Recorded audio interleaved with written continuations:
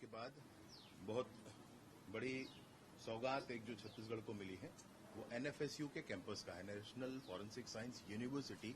उसका एक कैंपस छत्तीसगढ़ में बनेगा। उसके लिए 40 एकड़ की जमीन राज्य की सरकार ने दिया हुआ है और नया रायपुर में, और साथ ही साथ उसमें हमको लगभग 350-400 करोड़ रुपया केंद्र से वहां पर बिल्डिंग बनाया जाएगा, पूरा इंफ्रास्ट्रक्चर डेवलप किया जाएगा, वो केंद्र की पूरी मदद से होगा। और फिर वहां पर एनएफएसयू का एक कैंपस छत्तीसगढ़ में डेडिकेटेड होकर चलेगा। ये बहुत बड़ी चीज है।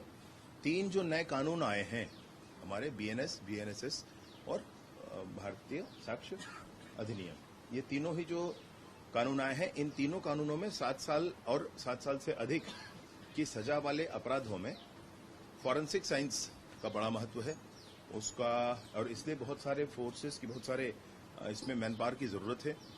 यहाँ पर छत्तीसगढ़ में इसके खुल जाने से स्टूडेंट्स हमारे आगे आ पाएंगे और बेहतर विश्व स्तरीय संस्थान है उसका एक कैंपस हमको छत्तीसगढ़ में मिलने वाला है एनएफएसयू का। साथ ही साथ एक और 6-7 एकड़ की जमीन साथ में लगी हुई है जिसमें हमारा फॉरेंसिक लैब, छत्तीसगढ़ का फॉरेंसिक लैब जो छत्तीसगढ़ सरकार का है, वो भी बनेगा। तो ये दोनों ही बातों का भूमि पूजन होना है। साथ ही साथ जब तक ये एनएफएसयू का कैंपस बनेगा तब तक उसका ट्रांजिट कैंपस होना चाहिए। तब तक पढ़ाई इसी सत्र से प्रारंभ हो जाएगी एनएफएसयू की, और उसका ट्रांजिट कैंपस जो शुरू होने वाला है उसका भी उचित स्थितियों में उनके द्वारा प्रारंभ किया जाएगा, डिजिटली प्रारंभ किया जाएगा। बाकी उसमें काम होने में समय है थोड़ा अभी।